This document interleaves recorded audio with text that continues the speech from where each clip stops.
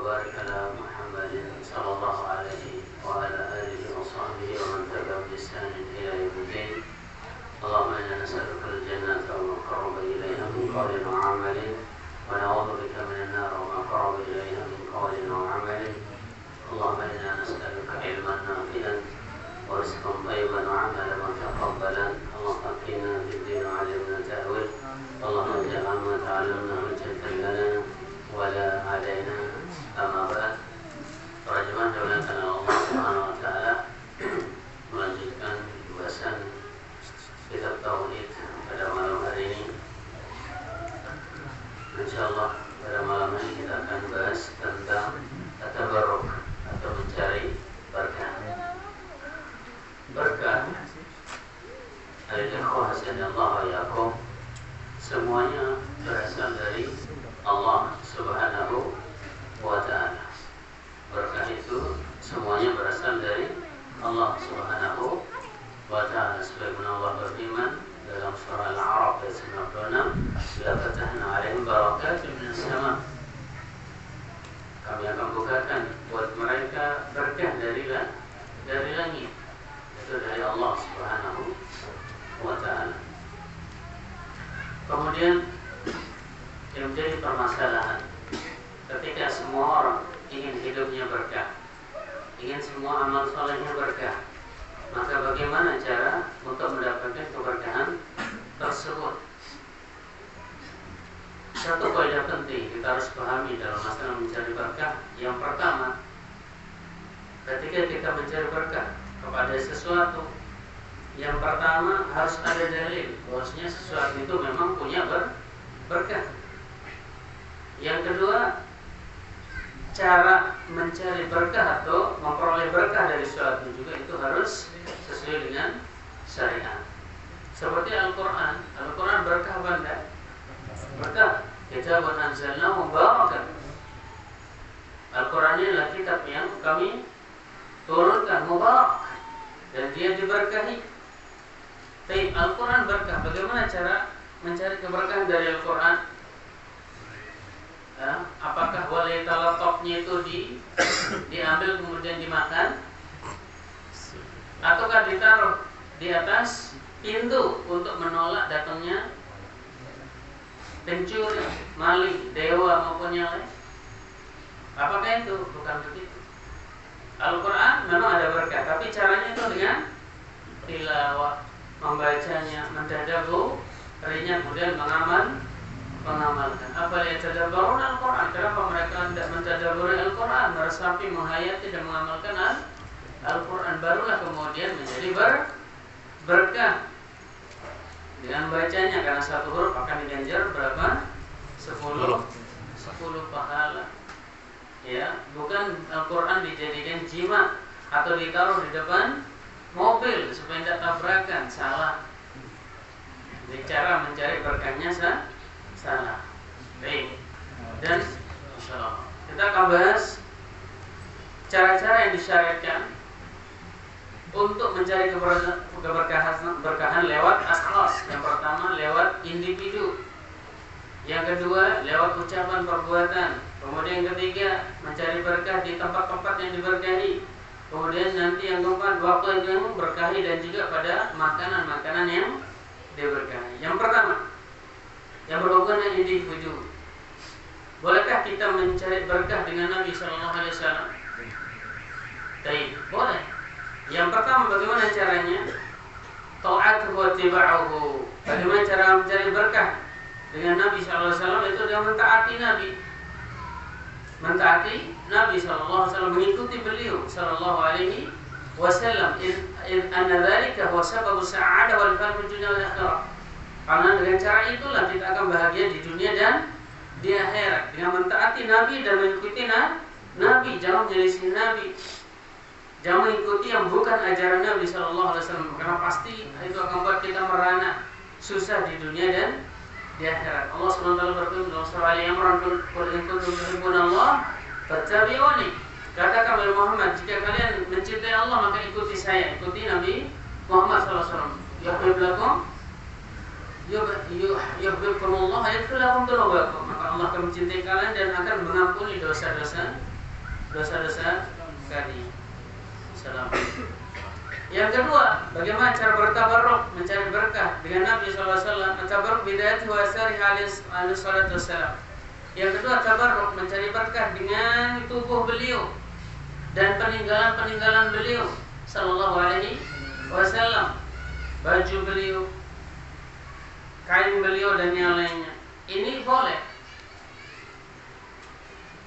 Baik, di antara dalilnya yang pertama hadis Aisyah radhiyallahu anha, anna Nabi sallallahu alaihi wasallam kana yaqra'u 'ala nafsihi bil mu'awwidzat wa yanfuthu. Nabi sallallahu jika mengeluh sakit maka beliau ini membaca al-mu'awwidzat, al-falaq, al-ikhlas, al-nas. Kemudian beliau meniupnya. Qala falamma istajat wajhuhu kuntu aqra'u 'alaiha musaw bi yadihi raja'a barakatiha. Kemudian Aisyah radhiyallahu anha mengatakan ketika Nabi sallallahu alaihi wasallam sakit keras, maka saya membaca, kemudian saya pakai tangan Nabi untuk mengusap tubuh Nabi sallallahu alaihi wasallam untuk mencari berkah. Jadi tangan Nabi ini, usapan tangan Nabi ini berkah. Kemudian hadis Anas, kana Rasulullah sallallahu alaihi wasallam jaa khadamul Madinah bi an yatim fiha al-ma. Dari Anas bin Malik radhiyallahu anhu, Rasulullah sallallahu alaihi wasallam dulu jika beliau ingin salat subuh, maka ada pembantu dari kota Madinah yang datang membawa bejana, mangkok atau ember. Faman yatabilina illa ghamasa yadahu fiha. Farubbama ja'uha bil ghada'il baradah fa yughmisu yadahu fiha. Kemudian ditampung air bekas wudhu Nabi sallallahu alaihi wasallam, dan air itu dipakai untuk mengusap-ngusap wajahnya dan diminum jika sakit. Ini boleh ketika Nabi sallallahu alaihi wasallam masih hidup. Kemudian juga riwayat dari Al-Miswar Ibnu Makhramah dan Marwan bin Hakam ketika perdamaian Hudaybiyah. Dari Ibnu Mas'ud radhiyallahu anhu, dia berkata, "Wallahi ma tanakhama Rasulullah sallallahu alaihi wasallam nakhamatan illa waqad fi kafi rajul minhum fadallakaha wajhahu wa jildahu." Demi Allah, kata Ibnu Mas'ud, tidaklah Rasulullah SAW mengeluarkan dahak. Tahu dahak? Kue. Dan itu sempat ditangkap oleh tangannya para sahabat, maka dia akan langsung mengusap wajah dan kulitnya dengan kuat Nabi sallallahu alaihi wasallam. Karena ini berkah. Jadi semua tubuh Nabi ini berkah. Kemudian juga yang lain, Anas bin Malik radhiyallahu anhu, anna Rasulullah ata Mina fa atal jamrah faramaha. Rasulullah SAW pernah mendatangi Mina, kemudian melempar jumrah. Summa ata manzilah bi Mina wa nahara. Kemudian mendatangi kem beliau, tempat kemahnya di Mina, wa nahara, dan menyembelih. Summa qala lil halaqul. Kemudian beliau berkata kepada tukang cukur, wa asara ila janibil aiman. Kanan dulu. Nah, ini sunnah ketika kita cukuran, itu kita katakan kepada tukang cukur, kanan dulu Pak ya. Summa asar baru kiri. Kemudian satu yang dipesan juga tukang cukur, ratakan. Ya, jangan ini bulis.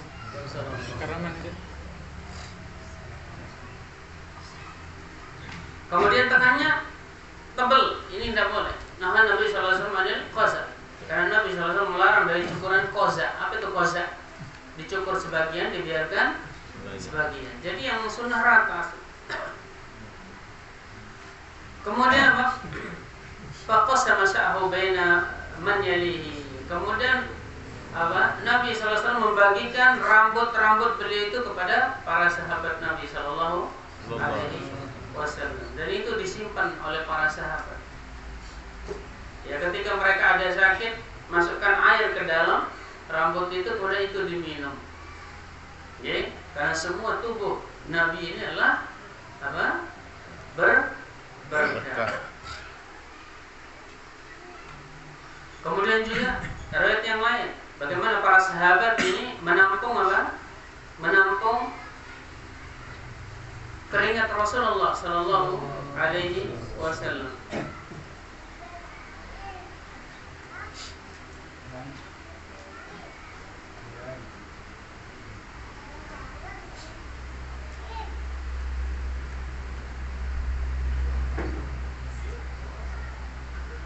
Tapi demikian juga riwayat dari Abu Ayyub Al-Ansari annahu kana yasna'u li Nabi sallallahu ta'aman. Abu Ayyub Al-Ansari membuatkan Nabi sallallahu makanan fa idza ji'a bihi sa'ala an mawdi asabihi.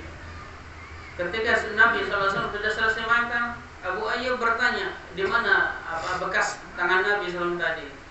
Fa yatatabba'u mawdi asabihi. Kemudian dia mengusap-ngusap bekas tangan Nabi sallallahu alaihi wasallam. Dan inilah yang dikhususkan oleh Allah Subhanahu wa taala kepada para nabi semuanya, ya. Semua nabi ini tubuhnya berkah, rambutnya berkah, semuanya berkah. Dan ini khusus untuk para nabi. Kemudian yang kedua, ini dilakukan oleh para sahabat ketika Nabi SAW masih hidup. Adapun ketika Nabi SAW sudah meninggal dunia, maka tidak ada satupun yang melakukan seperti itu kepada sahabat Nabi Sallallahu Alaihi Wasallam. Inilah pembedaan antara Ahlus Sunnah dan yang bukan Ahlus Sunnah wal Jamaah. Ahlus Sunnah sesuai dengan dalil, mengikuti dalil bahwasanya yang berkah itu adalah tubuh Nabi saja. Selain Nabi tidak ada berkahnya. Tidak ada kemudian para sahabat meminta potongan rambut Abu Bakar, Umar, Utsman dan yang lainnya. Tidak ada, karena itu khusus untuk Nabi Sallallahu Alaihi Wasallam. Jangan dikiaskan yang lain. Jadi nanti bekas cuci tangan tuan gurunya diminum, bekas kopinya diperebutkan, berkah. Mana dalilnya? Tidak ada. Iya, kalau tuan gurunya tidak perokok, kalau perokok berat, racun aja nanti di sana. Artinya tidak ada dalilnya kalau selain Nabi Sallallahu Alaihi Wasallam. Karena orang yang paling mulia setelah Nabi Sallallahu Alaihi Wasallam Abu Bakar, Umar, Utsman, Ali, tapi satu pun dari mereka tidak ada yang dimintai berkah tubuhnya oleh para sahabat Nabi Sallallahu Alaihi Wasallam. Adapun tuan guru levelnya bawah sekali, tidak bisa kemudian dia melebihi para sahabat Nabi Sallallahu Alaihi Wasallam. Kemudian yang kedua, mencari berkah dengan orang soleh yang lain. Boleh apa enggak? Selain Nabi, kita cari berkah kepada orang yang soleh lain. Boleh. Bagaimana? Wadhalika yakunu bimahabbatihim, yaitu dengan mencintai orang-orang soleh, wa nushulahum, wa talabud doa, meminta doa kepadanya, meminta nasihat kepadanya, wa mujalasatihim, dan duduk di majelis mereka, wa sabrun nafsi ma'ahum, dan sabar juga ketika menuntut ilmu. Jangan hujan dikit, tidak ada pengajian. Alasannya apa? Hujan saja boleh kita tidak ke masjid, apalagi kajian, salah. Ya. Kenapa? Karena sholat tidak dibolehkan bagi orang yang basah. Kenapa? Karena akan mengurangi kehusyuan. Makanya lebih baik sholat di rumah. Sekiranya nanti kalau ke masjid akan basah kuyup. Orang sholat dalam keadaan basah, kedinginan, mau apa dia kira-kira ketika sholat? Menek, nyet, tidak khusyuk, apalagi kedinginan. Makanya daripada begitu ya lebih baik sholat di rumah. Nah, ada penuntut ilmu kan bisa, walaupun basah bisa. Bawa baju ganti di tas. Karena ini tidak ada uzurnya. Kita menuntut ilmu gara-gara hujan, tidak ada uzurnya.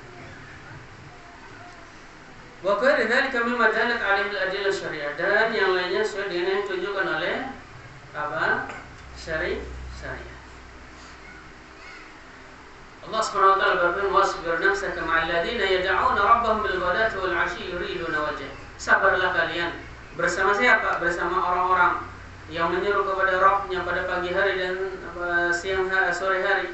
Yuriduna wajh, yang mereka ikhlas ini berdakwah kepada Allah Subhanahu wa ta'ala. Wala ta'du 'ainaka 'anhum turidu zinatal hayatid dunya. Jangan kalian lari dari mereka. Para dai ini, ya, orang-orang soleh ini gara-gara apa? Menginginkan perhiasan dunia. Terlibur dulu ngaji setahun, bedlight lalu bisnis setahun. Baik, ini keliru. Ya, para sahabat kalau mereka bisnis tapi mereka ganti-gantian. Saya mau pergi ke Syam, kamu catatkan apa ilmu dari Nabi. Nanti kalau saya balik saya minta catatan kamu. Jadi mereka anda serta-merta gitu kemudian tidak bertanya tentang ilmu yang sudah ditinggal. Amat tabarruk bidawati mu'asarin falam yakum dalilun alaihi. Adapun bertabarruk mencari berkah dengan tubuhnya orang soleh atau peninggalannya orang soleh tidak ada dalilnya sama sekali. Ya, yang lebih banyak diributkan sekarang orang ramai mencari tongkat siapa? Tongkat Ali bin Abi Thalib. Bahkan pedang Ali bin Abi Thalib ada di ini apa? Di Ampenan di apa? Enggak di museum Ampenan. Ini pedang Ali bin Abi Thalib. Kapan dia Ali bin Abi Thalib ke Ampenan?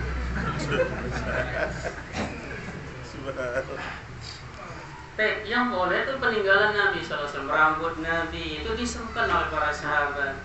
Tapi itu pun kata para ulama karena sudah jauhnya zaman, sudah hampir 1500 tahun, maka tentunya akan hilang, sulit untuk didapatkan. Sehingga jangan sampai kemudian dengar ustaz-ustaz di YouTube dia dapat satu helai rambut Nabi di mana? Di Turki katanya. Nabi tidak pernah ke Turki. Gimana rambut Nabi SAW sampai di Turki? Dan di zaman Nabi SAW Turki itu belum masuk Islam, belum masuk. Turki itu ditaklukkan di zaman Muhammad Al-Fatih, jauh setelah Khulafaur Rasyidin. Afrika. Baik. Itu yang pertama. Mencari berkah dengan tubuh orang soleh. Jadi selain Nabi jangan dipeluk-peluk tubuhnya, walaupun dia tuan guru, walaupun dia ustaz, tidak ada dalilnya dia tubuhnya itu berkah, sisa ngopinya berkah, sisa rokoknya berkah, tidak ada dalilnya sama sekali. Yang kedua, al-masyhur man tabarruk bil aqwal wal af'al. Bagaimana kita mencari berkah dengan ucapan dan perbuatan? Yang pertama mencari qiraatul Quran, kita baca Al-Quran. Itu cara mencari berkah lewat ucapan. Banyak-banyak baca Al-Quran, wa dzikri, dan juga berzikir, min tasbih, tahlil dan yang lainnya, wassalat, mengerjakan salat, zakat, syiyam, haji, wal jihad, wa sayyi'u ta'ada, taatannya. Dan fiha tatanazzalul barakah. Dengan itu maka berkah akan turun. Walau anna ahlal qura amanu wattaqu la fatahna 'alaihim barakatin minas sama'i wal ardh. Seandainya penduduk kota ini, penduduk desa ini beriman dan bertakwa, maka kami akan membukakan berkah dari langit dan juga dari bumi. Berkah dari langit maupun dari bumi. Ketika penduduknya ini bertakwa kepada Allah Subhanahu wa ta'ala. Nah, di zaman kita ini, masya Allah, hasil bumi banyak, tapi kenapa tidak berkah? Masih banyak orang miskin, masih banyak orang ngutang di bank, ya, masih banyak orang gadaikan SK PNS-nya. Padahal subhanallah, Indonesia ini tertanjak kayu jari singkong itu baru kan? Kayu itu banyak sih suburnya, tapi kenapa tidak berkah? Karena ya belum beriman dan bertakwa kepada Allah Subhanahu wa ta'ala. Banyak menyimpang dari ajaran sunnah Nabi sallallahu alaihi wasallam. Sehingga semua harus dipajakin, seolah-olah kita numpang hidup di Indonesia. Ya benda? Iya. Bangunan dipajakin, motor dipajakin, apa lagi? Semua. Nah, menandakan bahwasanya belum diberkahi oleh Allah Subhanahu wa ta'ala. Kemudian yang ketiga, al-masyhur min at-tabarruk bil baqa. Bagaimana cara kita mencari berkah dengan tempat-tempat yang dimuliakan? Yang pertama, yang tempat yang dimuliakan pertama adalah Masjidil Haram. Inna awwala baitin wudi'a lin-nasi lalladzi bi Baqqah mubarakan. Rumah yang pertama kali dibuat adalah di Bakkah, ini nama lain dari Makkah Mubarakah yang diberkahi oleh Allah Subhanahu wa ta'ala. Wa qala Ibrahim rabbi ja'al hadzal balada aminan. Ketika Ibrahim berkata, ya Allah jadikan negeri ini balad, negeri yang aminan, yang aman. Maka Makkah ini juga akan tetap aman selama penduduknya bertakwa kepada Allah Subhanahu wa ta'ala. Tapi kalau tidak bertakwa maka kacau dia. Sama saja dengan negeri-negeri yang lain. Kemudian yang kedua, yang termasuk berkah adalah Madinah. Rasulullah SAW mengatakan, Allah Ta'ala sumiyal Madinah Taubah. Allah Subhanahu wa ta'ala menamakan Madinah ini adalah Taubah, negeri yang baik, negeri yang baik, yang berkah. Kemudian Nabi juga bersabda, Inna Ibrahim harama Makkah wa da'alaha. Sesungguhnya Ibrahim mengharamkan Makkah dan mendoakan Makkah. Wa haramtul Madinah kama harama Ibrahim Makkah. Dan saya juga mengharamkan Madinah nih sebagaimana Ibrahim mengharamkan Makkah. Wa da'utu laha bi muddiha wa sa'iha misla ma da'a Ibrahim di Makkah. Dan saya berdoa untuk mudnya, takaran jual belinya di Madinah itu berkah. Soknya juga pokoknya takaran itu jual belinya diberkahi di Madinah. Yang ketiga yang termasuk berkah juga adalah Baitul Maqdis. Sebagaimana Allah berfirman, Subhanalladzi asra bi 'abdihi lailan minal masjidil haram ila al-masjidil aqsa alladzi barakna hawlahu. Kami berkahi sekelilingnya. Kemudian juga termasuk dalam ayat ini adalah penduduk Syam, barakna hawlahu, yang kami berkahi sekeliling Masjidil Aqsa, itu negeri Syam, Suriah, Yordan, kemudian apa lagi? Lebanon, itu negeri Syam. Allah Subhanahu wa taala berfirman, "Wa najaynahu wa Lutan ila al-ardi allati barakna fiha lil 'alamin." Kemudian kami selamatkan Lut ke negeri yang kami berkahi sekelilingnya, fiha lil 'alamin, bagi ini penduduk bumi, yaitu negeri Syam. Negeri Syam itu diberkahi oleh Allah Subhanahu wa taala. Jadi Lut itu, Nabi Lut berada di negeri Syam. Kemudian juga Allah berfirman tentang Nabi Sulaiman, karena kebanyakan nabi itu diutus di Syam, yang muncul dari negeri Syam. Wa li Sulaiman riha 'asifatan tajri bi amrihi. Dan Sulaiman diberikan angin yang kencang, yang itu diperintahkan oleh Nabi Sulaiman. Kemana dia? Ada di Suri, al-ardi allati barakna fiha. Kemana? Ke negeri yang kami berkahi, itu negeri Syam. Dan ini adalah buah dari cintanya Nabi Sulaiman kepada Allah Subhanahu wa taala. Awalnya beliau tidak bisa seperti Aladin gitu, nyuruh angin untuk terbang gitu. Beliau hanya punya kuda. Cuma karena hebatnya kuda-kudanya, asiknya berkuda, sampai beliau pernah lupa salat asar. Akhirnya apa? Dia potong semua kaki kuda itu. Gara-gara melelehkan dia dari apa? Salat asar. Akhirnya Allah SWT gantikan dia dengan apa? Yang lebih cepat dari kuda, yaitu angin. Ya, akhirnya ada film Aladin itu. Ya. Sejadah. Kemudian juga negeri Yaman, ini juga diberkahi. Negeri Yaman, sebagaimana Nabi SAW berdoa, Allah barik lana fi Syamina wa fi Yamanina. Ya Allah, berkahilah Syam kami dan juga negeri Yaman kami. Karena orang Yaman ini dipuja oleh Allah SWT sebagai orang-orang yang lembut hati. Atakum ahli Yaman wa hum araqu quluban. Akan datang kepada kalian penduduk Yaman, dan mereka adalah orang-orang yang baik, lembut hatinya. Wal ilmu yamani wal hikmah yamaniyah. Ilmu itu ada di Yaman, hikmah itu ada di Yaman. Di sini ilmu itu ada di Yaman. Orang Yaman lembut. Dan di sini korelasi hubungan yang erat antara ilmu dengan kelembutan hati seorang. Ketika dia tambah berilmu, maka hatinya tambah lembut. Lamun kasar-kasar ya, sang masih deman dua ilmu. Gitu. Allah memilih tempat-tempat ini memang semaunya Allah SWT. Wa rabbuka yakhluqu ma yasha'u wa yakhtar. Allah menciptakan dan memilih semaunya Allah Subhanahu wa ta'ala. Kenapa Lombok tidak diberkahi, tidak disebutkan? Allah Maha berkahi, tidak ada Lombok. Baik. Kemudian bagaimana cara mencari keberkahan di sana? Kasyaddi rihal ilal masjid salasa. Boleh kita mencari berkah dengan bepergian kepada ketiga masjid ini. La tasyuddu rihal illa salasati masjid. Tidak boleh kalian bercapek-capek bepergian menyiapkan bekal keluar 3 hari, 40 hari. Nah, ini tambahan dari saya ini. Kecuali kepada 3 masjid, yaitu apa? Masjidil Haram, Masjidil Aqsa, dan Masjid Hadza, itu Masjid Nabawi. Ini yang boleh kita datang ke sana capek-capek untuk sekedar ibadah. Adapun 3 masjid ini tidak ada keistimewaannya sama sekali. Ada dia masjid jami. Ya, mau kemana? Mau ke Istiqlal. Ngapain? Sholat Jumat di sana. Kenapa enggak sholat Jumat di Lombok saja? Tidak ada keistimewaannya masjid Istiqlal. Mau kemana? Mau pergi dakwah kemana?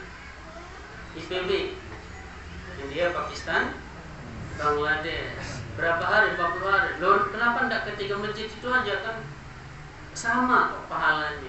Mana dalilnya? Tidak ada. Jadi sudah susah-susah ke sana, kemudian tidak dapat apa-apa. Kenapa? Ya, jangan bersusah payah untuk melakukan perjalanan untuk ibadah kecuali kepada 3 masjid.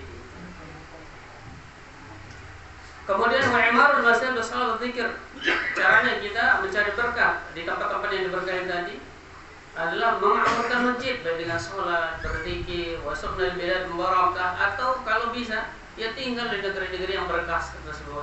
Ya, tinggal di Madinah atau tinggal di Makkah. Karena Makkah Madinah termasuk negeri yang tidak akan dimasuki oleh Dajjal. Ini cara mencari berkah di sana. Sholat, zikir. Bahkan para ulama dulu, para salafus saleh, mereka kalau mereka umrah, mereka itu tidak mau meninggalkan Makkah kecuali setelah khatam Al-Quran. Jadi 3 hari dikebut khatam Al-Quran di Masjidil Haram. Karena itu cara makmurkan, dan tentunya pahalanya juga beda dengan yang masjid yang lain. Terus sholat di Masjidil Haram seperti berapa ribu di sholat di Masjid Jami Tanjung ini berapa? 100.000.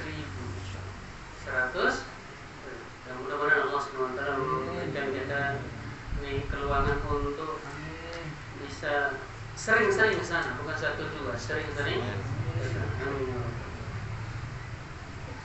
Dan yang keempat, mencari berkah dengan waktu. Waktu juga ada berkahnya. Yang pertama, sepertiga malam ini berkah, karena di sana Allah SWT ini menantang para hambanya. Mana yang berdoa saya akan kabulkan. Siapa man yas'alu fa'utiyahu. Siapa minta saya akan kasih dari urusan dunianya. Man yastaghfirun faghfirullah. Siapa minta ampun saya akan ampuni. Begitu terus tiap malam. Ini sepertiga malam Allah SWT turun ke langit dunia dengan cara tentunya yang tidak sama dengan makhluk. Dan sekali lagi ini yang sering ribut di media sosial banyak. Sebenarnya ini adalah kelompok Jahmiyah, bukan Ahlus Sunnah wal Jamaah. Jahmiyah itu tidak percaya, tidak meyakini Allah bisa turun. Karena kalau Allah turun berarti di atas kosong. Jadi dia menyamakan Allah dengan makhluk. Sekali lagi Allah, kalau ketika ada kata-kata turun, tidak berlaku bagi Allah itu turun itu dari atas ke bawah. Tidak berlaku. Kalau manusia iya, kalau turun itu dari atas ke bawah. Tapi bagi Allah turun itu sekedar nama saja. Kenapa? Karena 7 langit 7 bumi di tangan Allah seperti biji seledri itu. Pernah lihat biji seledri? Nah, khordel itu ada menafsirkan biji kedelai, ada macam yang lebih kecil dari kedelai itu biji. Seperti itu di tangan Allah SWT 7 langit 7 bumi seperti biji sawi di tangan kalian. Bagaimana Allah mau turun dari atas ke bawah kemudian kosong atas? Jangan. Ini Allah SWT yang punya perbuatan, bukan manusia. Kemudian Allah mengatakan apa? Laisa kamitslihi syai'un. Allah tidak serupa dengan makhluk. Allah turun, Allah tertawa, ya Allah bagaimana betisnya Allah, bagaimana wajahnya Allah, nama saja supaya kita memahami itu maksud. Ya, sama dengan di sorga. Di sorga ada nurnya? Ada durian? Ada, karena semua buah-buahan ada, ya, tenang aja. Ada pisang? Ada. Nah, pokoknya sebuah buahan, roman, apa? Delima, anggur, semua disebut. Cuma nama supaya kita tertarik. Oh, ternyata ada buah. Padahal apa? Tidak sama, jauh. Tidak bisa dibandingkan. Ya, antum jangan bandingkan dedara ex dunia dengan bidadari. Ya, beda jauh. Sangat. Cuma namanya supaya kita paham, supaya kita paham bahwasanya oh di sana juga ada kenikmatan nanti. Hey. Begitu juga dengan Allah Subhanahu wa taala, tidak berlaku bagi Allah turun itu adalah dari atas ke bawah. Karena Allah Subhanahu wa taala kuasa meletakkan semua makhluk di satu jari, sebagaimana dalam riwayat Imam Bukhari bahwa nanti pada hari kiamat Allah meletakkan semua makhluk di atas satu jarinya, satu jari. Yang bilang itu siapa? Ada pendeta Yahudi. Saya baca di kitab Taurat kami, nanti pada hari kiamat Allah akan meletakkan makhluk di satu jarinya, semua makhluk di satu jarinya. Terus bagaimana cara kita kiaskan Allah kalau turun dari atas ke bawah, kayaknya kecil Allah berarti? Lah, jangan di sana. Dalam hal sifat dan nama Allah tidak boleh kita pakai akal, tidak boleh. Dan tidak boleh kita samakan Allah dengan makhluk. Yang penting tuntutan Allah Subhanahu wa taala menuntut kita dan Nabi yang menuntut kita untuk apa? Beriman. Dia terbengah. Allah berdua ini aneh, dia kena iman, kurang ajar. Padahal Allah macam makhluk loh. Yang mengatakan Allah punya iman itu siapa? Allah sendiri. Bayadahu mabsutatan, dua tangan Allah itu terbuka. Takut ini terpadan tangan Allah dengan tangan makhluk ini. Kemudian juga yang diberkahi, waktu diberkahi adalah ada yang waktu mingguan seperti hari Jumat. Nabi SAW bersabda, khairu yawmin talat 'alaihi syamsu yaumul jum'ah. Hari yang paling bagus matahari terbit di sana hari Jumat. Fi khuliqa Adam, fi udkhilal jannah. Di hari itu, di hari Jumat Allah menciptakan Adam, kemudian dimasukkan ke surga. Wa fi khurija minha, dikeluarkan juga hari Jumat. Wala taqumu sa'ila fi yaumil jum'ah, dan tidak akan terjadi hari kiamat kecuali pada hari Jumat. Kemudian ada juga waktu di sana, la yufiqu abdul muslim wa huwa qa'imun yusalli wa yasallallahu ta'ala shay'an illa a'tahu iyyahu. Tidaklah bertepatan waktu itu di hari Jumat itu di mana seorang hamba berdiri sholat kemudian berdoa di dalam sholat kecuali pasti akan dikabulkan. Makanya para ulama salaf kalau sudah dekat-dekat dia terbenam matahari di sana sudah angkat tangan. Ya, setengah jam atau 1 jam sebelum matahari tenggelam mereka langsung angkat tangan minta semua hajatnya, dan mereka mengatakan banyak sekali yang saya minta langsung dikabulkan oleh Allah Subhanahu wa taala. Kita seringnya lalai karena itu waktu jalan-jalan sore dengan keluarga. Padahal itu waktu ngangkat tangan. Berdoa kepada Allah Subhanahu. Kemudian juga ada waktu yang diberkahi bulanan, yaitu tanggal 13, 14 dan 15 itu ayyamul bid. Ini juga diberkahi. Kemudian ada yang sifatnya tahunan seperti bulan Ramadan. Ada juga pada malam Lailatul Qadar, khairum min alfi syahrin, lebih baik dari 1000 bulan. Kemudian juga 10 hari pertama bulan Dzulhijjah. Nah, ini waktu-waktu yang diberkahi. Bagaimana cara mengisinya? Yaitu dengan beribadah di sana, berdoa kepada Allah Subhanahu wa taala. Kemudian ada juga makanan yang diberkahi. Makanan yang diberkahi yang pertama adalah minyak zaitun. Itu diberkahi. Allah berfirman, yuqad min syajaratin mubarakatin zaitunah, yang minyaki dari pohon yang diberkahi, yaitu pohon zaitun. Zaitun itu buahnya berkah, pohonnya juga berkah. Dua-duanya. Nabi mengatakan kulu zait wa tahinu bihi, makanlah buah zaitun dan minyak rambutlah dengan zaitun. Fa innahu min syajarin mubarakah, karena adalah pohon yang diberkahi oleh Allah Subhanahu wa taala. Dan ulama dulu kalau mereka sakit perut ya sudah minum minyak zaitun, insya Allah cepat. Yang penting kita yakin ini diberkahi oleh Allah. Tapi kalau tidak yakin, tidak ini, kira minyak biasa. Yang kedua air Zam-Zam. Ini juga air yang diberkahi. Innaha mubarakah. Dia adalah air yang diberkahi. Innaha ta'amin. Dia adalah air yang makanan. Air yang berupa makan. Kemudian juga madu. Ini juga diberkahi. Yakhruj min butuni syarab mukhtalifun alwanu bihi syifa'un linnas. Pada madu itu ada kesembuhan bagi manusia. Dan cara minum madu itu jangan sedikit-sedikit, banyak-banyak. Ya. Minum madu itu agak banyak. Itu contoh dari Nabi SAW. Ada orang sakit perut disuruh minum madu cuma setengah gelas. Tambah lagi, ditambah lagi. Tambah lagi, baru kemudian sembuh. Jadi dosis minum madu itu agak banyak. Kita kan cukup 1 sendok biasanya kan.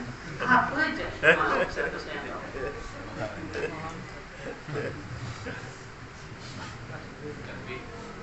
Kemudian juga yang diberkahi adalah korban. Kamar. Sebagaimana Allah berfirman, "Tara kaifa daraballahu masalan kalimatan thayyibatan kasiratin thayyibatin asluha thabitun far'un fis sama'." Itu dikatakan dia adalah pohon yang thayyibah, pohon yang bagus, yang baik, yang akarnya tegak di tanah dan ini dahannya atau pohonnya menjulang di langit. Kemudian dia tuti ukulaha kullahin bi rabbiha. Dan ini dia selalu mengeluarkan buah setiap waktu, tidak berhenti.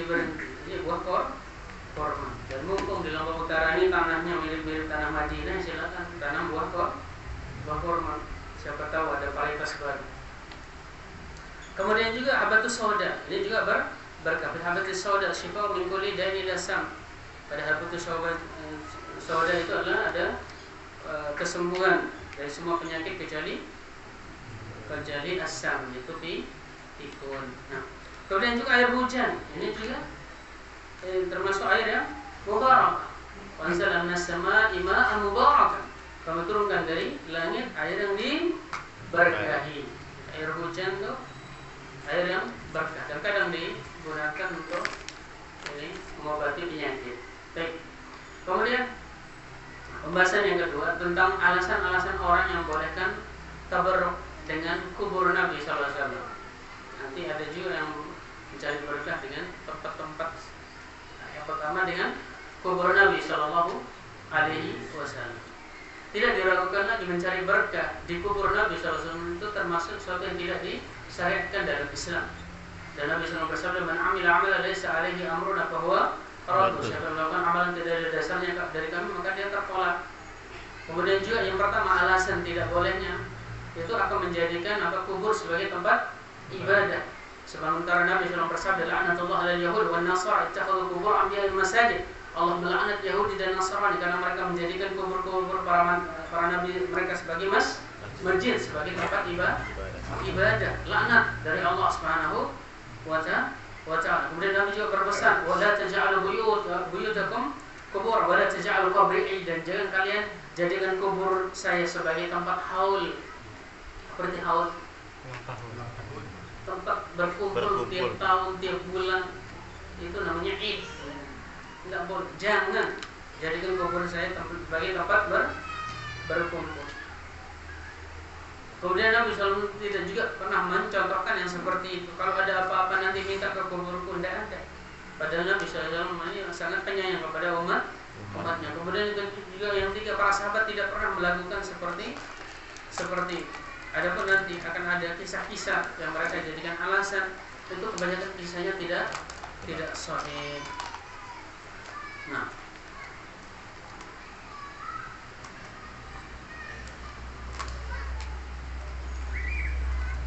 yang pertama alasan mereka bolehnya kita mencari berkah kepada Nabi sallallahu alaihi wasallam. Ditabaruk sahabat radhiyallahu ta'ala anhum bi hayatihi. Bahwasanya para sahabat juga pernah mencari berkah kepada Nabi sallallahu alaihi wasallam ketika Nabi sallallahu alaihi wasallam masih hidup. Maka setelah meninggal juga boleh. Maka alasan seperti ini tidak benar. Beda antara ketika Nabi sallallahu alaihi wasallam masih hidup dan sudah meninggal. Bahkan para sahabat Nabi SAW ini mencontohkan sebaliknya. Ada riwayat dari Umar bin Khattab, "Annahu ra'a Anas bin Malik yusalli ila al-qabr fanabbahu faqala." Umar bin Khattab pernah melihat Anas bin Malik, sahabat mulia, salat ila al-qabr, ke arah kubur, fanabbahu, ke arah kubur Nabi sallallahu alaihi wasallam. Kemudian Umar bin Khattab ini melarangnya, memberikan peringatan, qala al-qabr, kubur. Fatanabbaha Anas, akhirnya Anas sadar. Watajawazahu, kemudian dia mencari tempat yang lain. Karena waktu itu kemungkinan dia ini tidak perhatian bahwasanya di depannya adalah kubur Nabi Sallallahu Alaihi Wasallam atau ke arah kubur Nabi Sallallahu Alaihi Wasallam. Kemudian riwayat juga dari Ali bin Al-Husain, cucu Nabi Sallallahu Alaihi Wasallam, annahu ra'a rajulan yaji fi furjatin kana 'inda qabr Nabi sallallahu alaihi wasallam. Ada seorang yang masuk ke dalam kubur Nabi sallallahu alaihi wasallam. Jadi ke celah-celahnya itu. Kemudian berdoa di sana. Faqala ala uhaddithuka bi hadits sami'tuhu min abi an jaddi an Rasulullah sallallahu alaihi wasallam. Maka saya beritahukan satu hadis yang saya dengar dari bapak saya, Ali bin Abi Thalib, dan dari kakek saya Rasulullah sallallahu alaihi wasallam. La tattakhidhu qabri dan jangan jadikan kubur saya sebagai tempat berkumpul, tempat ibadah, jangan. Ini menunjukkan para sahabat juga ini tidak ada mencari berkah kepada kubur Nabi Sallallahu Alaihi Wasallam. Kemudian dalil yang lain, mereka berdalil bahwasanya Aisyah radhiallahu anha pernah menyuruh ketika salat istisqa, meminta hujan untuk membuka langit-langit kubur Nabi Sallallahu Alaihi Wasallam untuk mencari berkah dengan kubur Nabi Sallallahu Alaihi Wasallam. Tapi kata para ulama, ini hadis ini apa? Hadis ini hadisnya tidak sahih. Bahkan di antara rawinya ini ada pendusta, dan sebagaimana dikatakan oleh Imam Ad-Darimi rahimahullah taala dan ulama hadis yang lainnya. Imam Daraqutni mengatakan dhaif, hadis ini lemah. Abu Hatim laisa bil qawi, tidak kuat hadis ini. Ini karena ada beberapa perawinya yang ini kacau, ya, hafalannya kan kacau dan tidak sesuai dengan apa yang diajarkan oleh Nabi Sallallahu Alaihi Wasallam. Kemudian juga yang kedua, di zaman Aisyah belum ada langit-langit Nabi Sallallahu Alaihi Wasallam. Belum ada langit-langit Nabi Sallallahu Alaihi Wasallam. Berkata Syaikhul Islam rahimahullah wa mawru'an Aisyah min fathil qawa min qabrihi ila sama yanzil al-matar falaysa bis-sahih. Wala yasbut isnadahu wa inna ma naqala dzalika huwa ma'ruf bil kadhib. Riwayat bahwasanya Isa menyuruh membuka langit-langit kubur Nabi sallallahu alaihi wasallam ketika minta hujan ini tidak benar, dan sanadnya ini tidak kuat. Bahkan ada yang meriwayatkan hadis ini terkenal kadhib, suka berdusta. Wa ma yubayyin kadhbu hadha annahu fi muddati hayati Aisyah lam yakul lil bait qawa. Kemudian juga yang menerangkan kebohongannya, di zaman Aisyah belum ada langit-langit kubur Nabi sallallahu alaihi wasallam. Belum ada langit-langit kubur Nabi sallallahu alaihi wasallam. Berarti ini tidak benar. Kemudian yang ketiga, mereka juga berdalil bahwasanya Abu Bakar, Umar ini meminta untuk dikuburkan di dekat kubur Nabi sallallahu alaihi wasallam, menunjukkan bahwasanya boleh mencari berkah di kubur Nabi sallallahu alaihi wasallam. Gimana jawabnya? Abu Bakar minta dikuburkan di dekat kubur Nabi sallallahu alaihi wasallam. Umar juga begitu. Berarti boleh kita mencari berkah di kubur Nabi sallallahu alaihi wasallam. Tapi permintaan Abu Bakar Umar di sini ini sekadar untuk mujawar supaya bisa mendampingi Nabi sallallahu alaihi wasallam, bukan untuk mencari berkah dengan kubur Nabi sallallahu alaihi wasallam. Mana dalilnya? Hadis yang diriwayatkan oleh Imam Bukhari dan juga Imam Muslim. Ini Umar berkata, "Yasta'dhu Umar bin Khattab." Jadi kirimkan salam saya kepada Aisyah radhiyallahu anha. Umar bin Khattab minta izin. Fa in adinta li fadfanuni.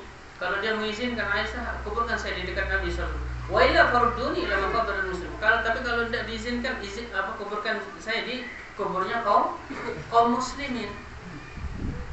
Berarti beliau cuma sekedar kepingin di dekat Nabi sallallahu, bukan mencari berkah di kubur Nabi sallallahu alaihi wasallam. Buktinya apa? Kalau Aisyah tidak mengizinkan, ya sudah, nanti dikubur kaum muslimin di kuburan umum saja.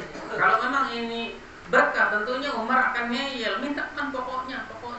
Tapi beliau tidak. Kalau memang tidak diizinkan, nanti di kuburan umum saja.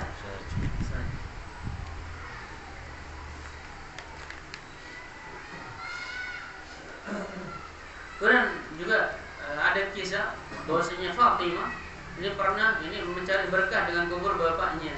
Kemudian dengan cara menggosok menggosok wajahnya di tanah kubur Nabi Sallallahu Alaihi Wasallam. Tapi Imam Dhahabi mengatakan cerita ini tidak benar. Cerita ini tidak ada sanadnya. Kemudian juga cerita bahwasanya Bilal ini pernah bergulung-gulung di kubur Nabi Sallallahu Alaihi Wasallam. Ceritanya begini. Sumaina Bilal ra'a fi manamihi Nabi sallallahu alaihi wasallam yaqul lahu ma hadzal jam'u ya Bilal. Bilal pernah bermimpi bahwasanya Nabi sallallahu alaihi wasallam ini berkata kepadanya, bertemu Nabi sallallahu alaihi wasallam. Kemudian Nabi mengatakan, "Kenapa engkau sudah tidak sopan lagi pada saya wahai Bilal? Ama anna laka an tazuruni ya Bilal. Kenapa engkau tidak pernah menziarahi kubur saya wahai Bilal?" Fatabara hasinan wajilan khaifan. Akhirnya Bilal itu sangat sedih dan ini takut. Faraki barahilata wa fasal Madinah. Akhirnya dari Syam dia langsung ke Madinah, berangkat. Atau kepada Nabi sallallahu alaihi wasallam yang indah. Kemudian dia mendatangi kubur Nabi sallallahu alaihi wasallam, kemudian menangis.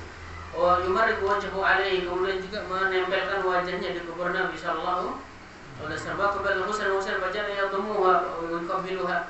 Kemudian dia temui Hasan dan Husain, cucu Nabi, kemudian dipeluk. Kisah ini kata Imam Dhahabi mungkar. Kisah ini mungkar. Apa itu hadis mungkar? Hadis yang tidak ditahu asal usulnya dari mana. Tidak ada orang yang meriwayatkan ini cerita tersebut. Makanya ini kadang Allah ya aku penyelewengan tauhid di masyarakat itu ketika para tuan guru ini menceritakan kisah-kisah itu yang tidak benar kepada masyarakat. Sehingga mereka yakin sekali dengan hal itu. Sehingga ketika kita datang terganggu, harus kamu jadi Wahabi dengan gangguan. Tuan guru gangguan, kamu di gangguan. Gara-gara apa? Tuan gurunya tidak selektif untuk mencari kisah-kisah yang sahih tentang masalah akidah ini. Akhirnya akidah masyarakat menjadi rusak. Bahkan mereka mengatakan sirik ini itu mazhab Hambali. Pertama kali yang menulis kitab tauhid adalah mazhab Hambali. Padahal ulama Syafi'i dari dulu juga banyak membahas tentang masalah syirik. Bisa kita lihat Imam Nawawi dan yang lainnya, luar biasa beliau keras sekali dalam masalah kesyirikan, dan beliau adalah ulama Syafi'i. Kemudian berapa kisah-kisah bahwasanya ini sebagian para sahabat ini mencari berkah di kubur Nabi SAW. Tapi sekali lagi ini kisahnya tidak ada yang sahih dari Nabi SAW, dari para ulama al-hadis. Ceritanya tidak ada yang sahih. Ini kalau memang diceritain kepada orang awam senang dia. Dia mana susah lalu aja kubur Nabi, terus cium-cium tanah kubur Nabi. Barang-barang gerik emas lekan langit. Demen. Orang awam senang diceritain, apalagi lucu-lucu nganggur.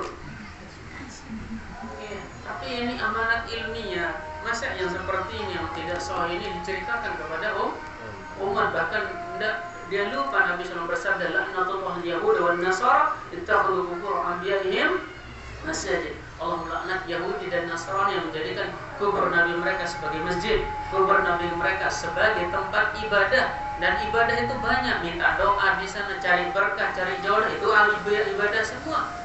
Dan mereka akan mendapatkan laknat dari Allah Subhanahu wa ta'ala.